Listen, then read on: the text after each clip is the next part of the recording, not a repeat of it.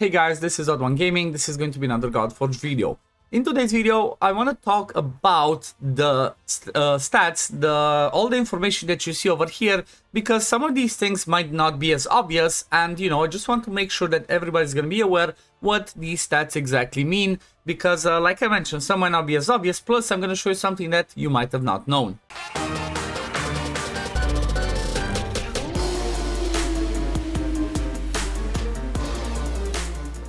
So the little trick that maybe you might have not known, or maybe you accidentally came across, or you knew it, is the fact that if you click over here, it's going to tell you what happens, right? It's going to tell you what every single stat does. So that's what I'm going to be going over explaining in today's videos, as much as I know. Now, as always, I do want to mention that this is footage from the Alpha 1, so everything is subject to change, right? Some of these stats might do something different, they might become better, they might become worse, or I don't know, something might be completely scrapped, even though I doubt that, but it's, it's really important to keep that in mind in case you see this video a lot later in the future. So let's start looking at the stats. So first one is going to be HP.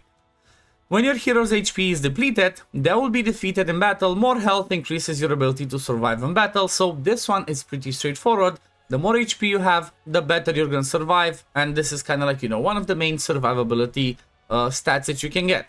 Second one is going to be attack. Increases damage your enemies, increases damage your, I guess this is a typo, increases damage you inflict to your enemies. Now, this is really important to understand because all of them, have some interesting things in the sense of you don't have everybody only scaling off of attack. That's something that they did really amazing, that they did really powerful. So in certain situations, some of these stats, for example, the HP, the attack, and the defense, and the speed, and everything might matter for the damage. A perfect example that comes into mind would be somebody like a Pangu, right? If you go and look at Pangu's abilities, if you click on the first one and you click details, which again, this is awesome, right? If you want to see exactly the multipliers, click on details and it shows you over here. But for example, like I said, Pangu attacks one enemy, deals 18% HP attack and 150%, HP as damage, and then 150% attack as part of damage. Now, same thing happens to his battle skill, as this one scales off of several things. This one scales off of HP, attack, and initiative, right? So this is like three stats that scale, make this damage scale. Same thing over here, HP, attack, and then this one has speed. So, definitely keep in mind that some of the descriptions that I'm showing over here might be relevant, but some stuff, you might need to always make sure you check your skills to see what they do. But overall, I'm just gonna be, going over the basics of this. That's what I'm saying. Let's move over to the next one. So we're going to see next one's going to be defense. Reduces incoming damage inflicted by enemies. So pretty much this is another one of the survivability. So let's say a hit does normally 5000 HP. If you have high defense, it's going to be a lot lower. Now I don't know exactly it, right? We don't have the stats exactly of how the defense interacts with stuff, but this is another one of the survivability stats that you can put on everybody. Is going to be useful, but then at the same time, if you have defense-based damage dealers, like a Heimdall, that can be your damage stat, right? He deals damage based off of defense and attack. Now, the cool thing that, again, I want to mention is the fact that the way that they did this, the way that they did the stats are, I think from my point of view, again, unique based on everything that I played so far. I played quite a few gacha games. It's unique in the sense that every single stat is going to be useful, right? There's not going to be one stat that you have on your people that's going to be, useless. So, for example, even though one of your people is going to not have debuffs, the accuracy stat is still going to matter for the builds. And you're going to see what I mean once we get there. But let's move over to the next one. Speed increases your pace in battle. More speed will make your hero take the turn faster.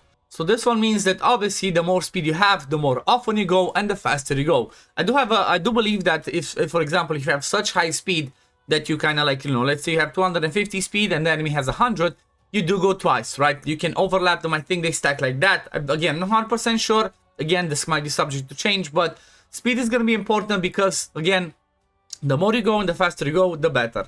Okay, now let's move over to the stat that might confuse the most people, might make people not understand it, or, this is one of the unique ones, I guess for this game, the most, a little bit different one, that people might not understand what it is.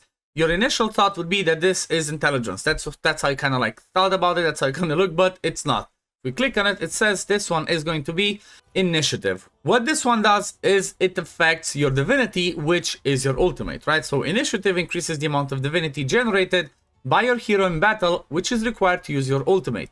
More initiative will make your ultimate happen more frequently. So this is really important. If you have somebody that you want to use their ultimate more often, having more initiative is going to be really good, as again, they're going to be using it a lot. And same principle, right? Even if it's not your main stat for most of your people, if they do get some initiative substats or main stats, it's still going to help them, because they're going to come back, they're going to generate more, divinity bar, and they're going to come and do their ultimates more often. Next one's going to be critical crit rate, right? Critical chance increases the chance to land critical attacks. Critical attacks will multiply by your damage by will multiply your damage by your critical damage stat, right? So pretty straightforward. If you have 100% crit rate, you're going to be doing, you're going to crit, and then it's going to multiply by the crit damage. So most of the time, this is going to be useful for your damage dealers. Now, again, this might be one of the stats that's not as important for your support, but still, they can crit, then they can do damage, that can be good. Also, we might be having some supports that have some quirky stuff, like I haven't seen one specifically now, but they might be added. We might be getting some supports that say stuff like, if you crit, you're going to be doing, I don't know, some special effects, some healing, so whatever. So definitely it's going to be worth keeping an eye on this. Then crit damage is going to be multiplies damage inflicted by critical attacks. Pretty straightforward. And now the last two ones, which this you're going to see, is pretty fun, because they're not just resist the debuffs, right, or the control effects based on the accuracy. Like if you have enough resist, it's higher than the accuracy resistance. Same thing, if you have high enough accuracy, you can bypass their resist to land stuff. It's not just that, they gave it a little bit of a fun spin, and let's see exactly what I mean by that. So if you look at resistance, it has the basic thing that we all know, right? That you'd expect. Resistance is a stat that helps your hero avoid negative status effects from enemy heroes. Pretty standard, but this is the next part that's amazing. The higher resistance, the harder it is for enemies to land debuffs, disables, or other harmful effects. Again, same principle, but this is the last one that's really cool. Also reduces critical damage inflicted upon this hero. That's awesome. Not only is it going to help you not get debuffs or disables, but you're going to take less damage from critical hits.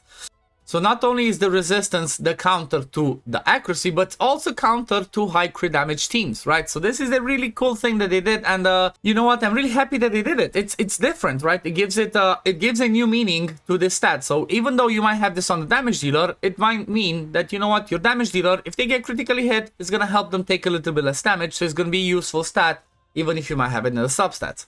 And then let's move over to the last one, which is accuracy. Accuracy is a stat that helps your hero place negative status effects on enemy heroes, which we know. The higher accuracy, the harder it is for enemies to resist the debuffs, disables, or other harmful effects. Same thing. But then this is the cool part, the unique thing, also increases your hero's chance to strong hit, right?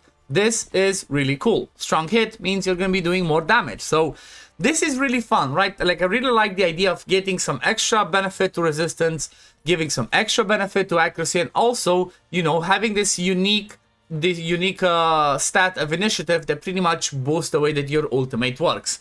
Now, I think I pretty much covered everything right with this, so yeah, I hope you enjoyed this video. If you did enjoy it, please consider liking the video, subscribing to the channel to see when I upload next. If you're interested in Godforge video, I'm trying my best to upload every single day, even though it might be between alpha stages and don't have access to the you know, actual account. There's no test server or whatnot, so I'm kind of pre-recording everything that I can while I still can. There's like 2 days left, and I'm just massively recording stuff to just have Godforge content rolling out there, so that you guys can, you know, pretty much get your Godforge fix if you're like me and want to see Godforge stuff up until Alpha Wave 2 comes. But we're gonna leave it at this. Thank you for watching, and I guess I'm gonna see you on the next one. Peace, love, take care, everyone. Bye, guys.